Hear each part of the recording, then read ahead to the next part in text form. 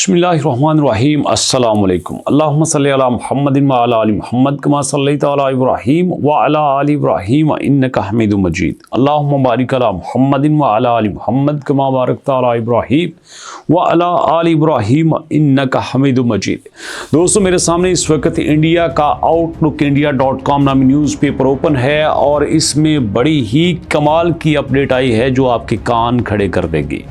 इसमें बताया गया है कि जनाब इंडिया अपनी जंगी मशकों की भरपूर तरीके से तैयारी कर रहा है। अपनी बहरी फौज हो, बर्री फौज हो या फिर उसकी फिजाई फौज हो, तीनों को भरपूर तरीके से जंग की तैयारी करवा रहा है। वहां पे राफेल की बात हो, ब्रह्मोस की बात हो, हर एक जंगी इक्विपमेंट को भरपूर तरीके से टेस्ट किया जा रहा है। और मेरा ख्याल है कि ये पाकिस्तान को पैगाम देना चाहता है कि जो माजी में हो चुका हम उससे भी बदतर हालात पैदा करने की कोशिश करेंगे। लेकिन मैं चाहता हूं कि जो भी अपडेट्स है आपको ऑथेंटिक तरीके से उन्हीं के न्यूज़पेपर से बताई जाए। तो भैया सुनिएगा जरा कान लगा के न्यूज़ में क्या बताया गया है। सबसे पहले तो इंडिया जहां पे जंगी मशकें कर रहा है उसका 28,000 फीट बुलंदी तक का एरिया जो है वो किसी भी किस्म की परवाज के लिए बंद कर दिया गया है। जी हाँ, 10 नवंबर तक वहां पर कोई जहाज नहीं उठ सकता, वो सारे का सारा रिस्ट्रिक्टेड है, कोई भी सिविलियन वहां पे नहीं जा सकता।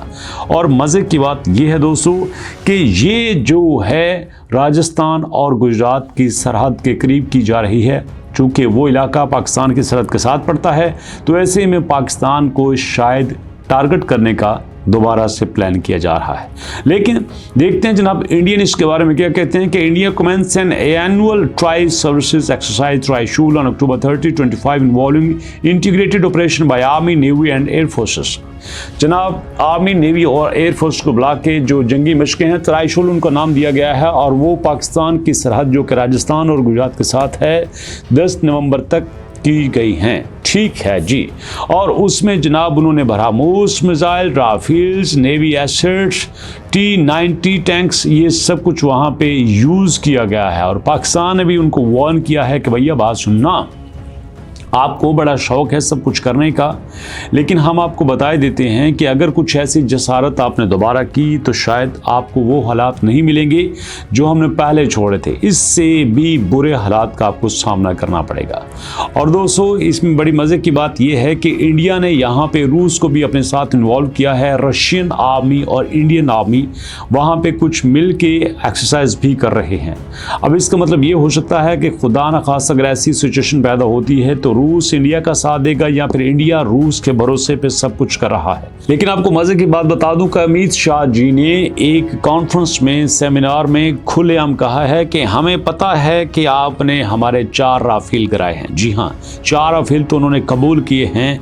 इसका मतलब है कि जो ट्रंप जी हर जगह जगह पे इंडिया को जलील करते थे वो ठीक ही करते थे। 4 राफेल तो उन्होंने एक्सेप्ट किए हैं, लेकिन फिर से उन्होंने कहा है कि हम आपको देख लेंगे। जी हाँ, तो अब देखना यह है कि इन जंगी एक्सरसाइज के बाद इंडिया के पास कौन सी ऐसी पावर आ जाती है कि जिसमें वो देख लेंगे। अब मोदी जी को ये भी पता है कि हमारा जो बजट है वो $70 बिलियन है। जी हाँ, इंडिया का बजट $70 बिलियन है जबकि पाकिस्तान का बजट $7 बिलियन है। लेकिन इसके बावजूद इंडिया को ऑपरेशन सिंदूर के बाद ऑपरेशन बनियानुल मरसूल में मुंह की खानी पड़ी थी।